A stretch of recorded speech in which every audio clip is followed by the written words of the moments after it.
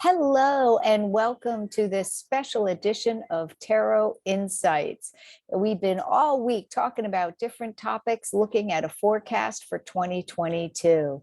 Today, we are talking about ecology, the ecology of the planet, and just some general good news, because I think we need that. We've talked about some heavy topics over the week, and then we'll see what message we have. Now, if you haven't been tuning in, this background is real. And so you may hear some background noise. Right now, there's a lady who's being a little noisy at the pool. But we are at Playa Turquesa in Punta Cana in the Dominican Republic. And that is the blue ocean that you see behind you. But I wanted to do these outside. And so we will have helicopters flying by and other different distractions, people walking by. So just be prepared. You don't know what you're going to see. All right. Hopefully we'll have a visit from the local gato. There's two. They come on the porch sometimes. Anyway, okay, so let's get started. So let's look at ecology, the world ecology in 2022.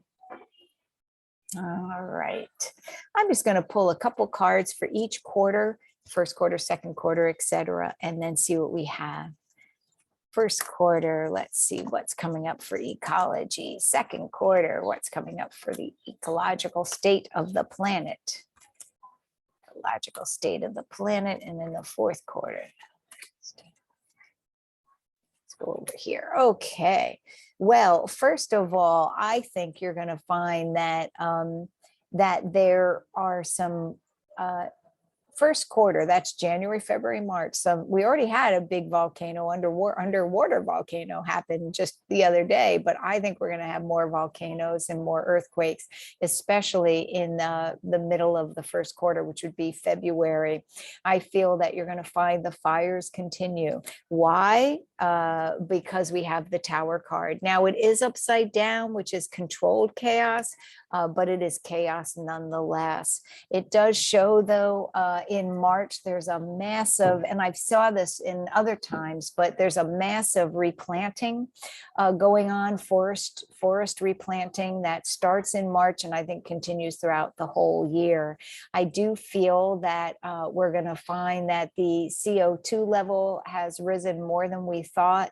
I don't think that we're going to find that there was much advantage to our lockdown as we had hoped.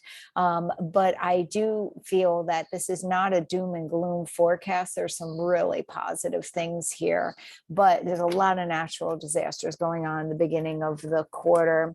In the second quarter, which is basically April, May, and June, we have what they're showing me is new growth coming out of the ashes or out of volcano.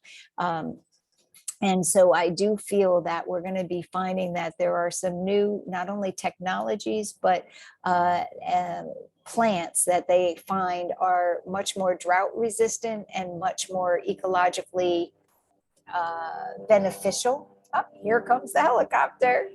We'll just stop for a second. Yep, there they are. You can't see them, but they're just went overhead. So anyway, I feel that we're going to be finding where these are not, zombie plants that are going to take over the world, but that they have they're really working hard, and it may just be in a beginning stages, but I think you're going to be hearing about how they're making some plants to replant, especially in these places where there have been fires, earthquakes, and volcanoes, not earthquakes, but fires and volcanoes, that they can plant that are quicker growth, that work better to bring more oxygen. And so I think you're going to be finding that there's some Nobel Science Prizes, or whatever you call them, for stronger oxygenating plants coming up in 2022. I've never heard of that, but that's what I'm hearing now. So I also feel that there's going to be a super fund that comes out of a natural disaster. I feel like there's going to be a big oil leak or something. and there's a super fund that comes out of it. And I feel it's multiple countries contribute to this super fund. But it feels like it comes out of either a natural disaster or a man-made disaster. But to me, gosh, it feels like an oil leak. It could be, though, not a ship. It could be a line, like a pipeline leak. But anyway, it feels like it's in the ocean. Yeah, I could be wrong. That's what it feels like. But anyway, but there's a super fund that comes out of it. And the super fund is not only to do cleanup, which would be needed, but I feel like it's also to look into recapturing the oil in a way, and then reusing that oil in a way that is beneficial somehow. And so there's going to be incentive to recapture as much oil as possible because it's going to be usable in some way. And so I think that what they're doing is they're incentivizing the companies that may have caused the problem to begin with to clean up after their mess. So I think that's somehow going to be in there in the second quarter. In the third quarter, I feel that the Pope is going to come out and say, come on, guys, we have got to do something, and lead an ecumenical council that includes all faiths towards an ecological solution. But I feel like it's probably going to be led by a Pope and an imam.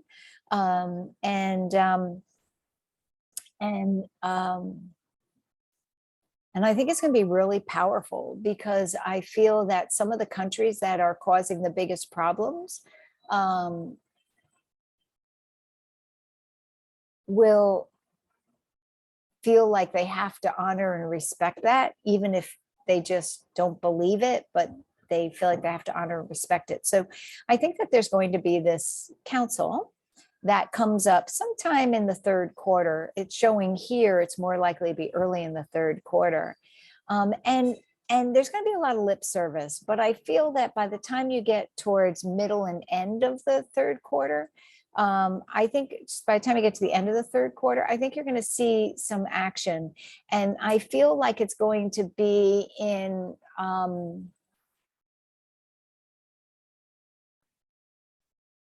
penalties if you don't follow through with your promises, yeah,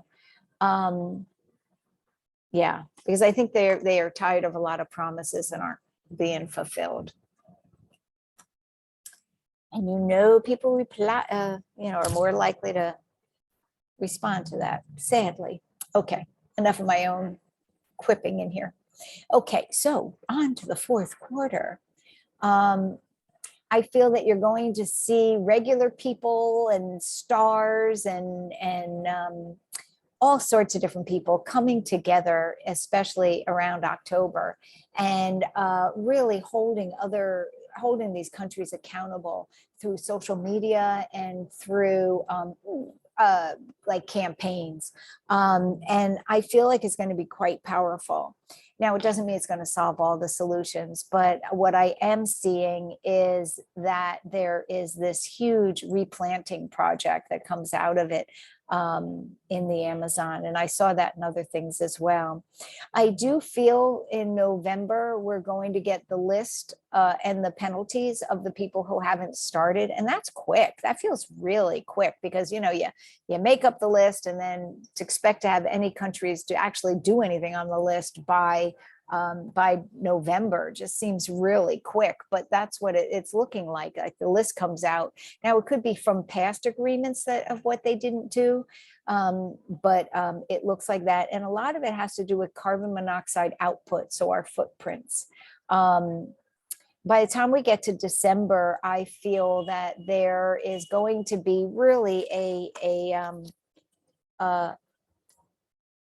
new invention in the firefighting foam that they use, or the firefighting that they use, that is less toxic and is almost naturally seeding or naturally organically creating soil at the same time. I don't know what it is, to be quite honest, but it looks really cool. So we see some changes coming up in the way that they actually fight fires is what it feels like. Let's look for some good news. What is some good news coming up for us in 2022? There's some good news coming up for us in 2022. I feel like we need some good news, although the ecology news look pretty good.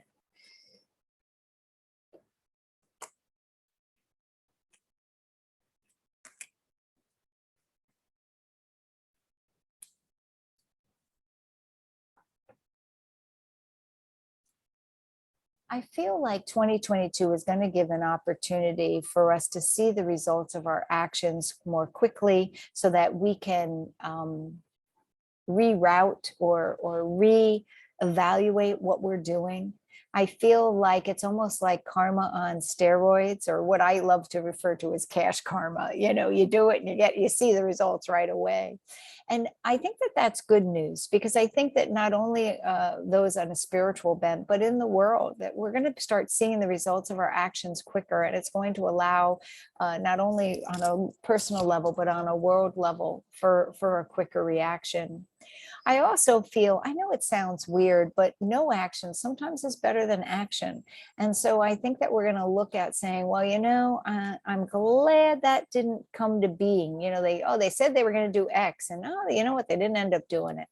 And so what I would suggest is don't get too crazed if people are suggesting, whether it's governments or whatever, they're going to do X, Y, Z, you know, in the spring, because it may not happen. Now, it doesn't mean to voice your discontent if you're unhappy with something, because maybe that's why it didn't happen. But take action, don't take stress, right? Take action, don't stress. I guess that's the answer. So I also feel that some of this rapid, it's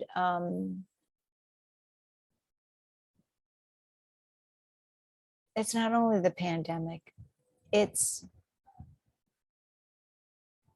this mindset that if it's not new and improved, it's not better, right? It just seems like a comfort level coming over in 2022 with that. It doesn't have to be new. It doesn't have to be better than it was before. You know, it's a comfort of saying, you know, it's okay that it stays the same. It's okay that it whether it's, I don't need the new car, or I don't need the latest iPhone, or I don't need the latest gadget. There's a real coming into a sense of comfort with being okay with not only where you are, but what you have. In fact, we have another airplane, helicopter. This one's a little further away. So I think that's good news, right? You know, that we become more comfortable. We're not striving as much. You know, I think of striving, whether it's striving for happiness, which is really counterproductive, but anyway, striving for things, as when you remember, we used to have soap in the bathtub, and if you held the soap too hard, it would, you know, it would go out of your hands, right? You can't squeeze the soap too hard, because it'll, and I feel that way with the striving that we have when we either try to hold on to what we have and make it be the same, or we try to get, you know, we really try to grasp on to some perceived happiness. Oh, if I do this, I'll be happy, or I do that happy. It gets away from us. And this is a realization I feel like we come to in 2022, that yeah, we're always trying to improve, but we can let go of this tension, you know, this pressure to be happy, this pressure to be better, this pressure to do it better. I feel we let go of that a little bit. Not totally. Human nature is to strive to be better. And it's not saying we're not striving to be better, but we're not grasping at it, is I guess what I'm saying. I also feel some of the troublemakers in the world are not going to be getting along. And how can that be good news? Because, you know, if you put two flames together, you get a brighter flame, right? So I feel like some of these troublemakers are, and I can't define the troublemakers, just showing that they're troublemakers. Could be political, could be environmental, whatever, you know, could be emotional. Um, these troublemakers are not coming together as much. They're bickering within themselves, and so they're not able to ignite a brighter flame in a bad, you know, a negative flame. And then finally, I feel us coming into a sense of peace with where we are, who we're with. It's not saying stay in a bad relationship. That's not what I mean. We're coming into a peace of our situation. And it's from that sense of peace that we can change it if it's necessary, right? It's from that sense of peace that we can clear our energy enough to see clearly. When we're not at peace, it's really hard to have that clarity. And so I feel on a level, 2022 is going to bring us clarity. So let me see if I have any message.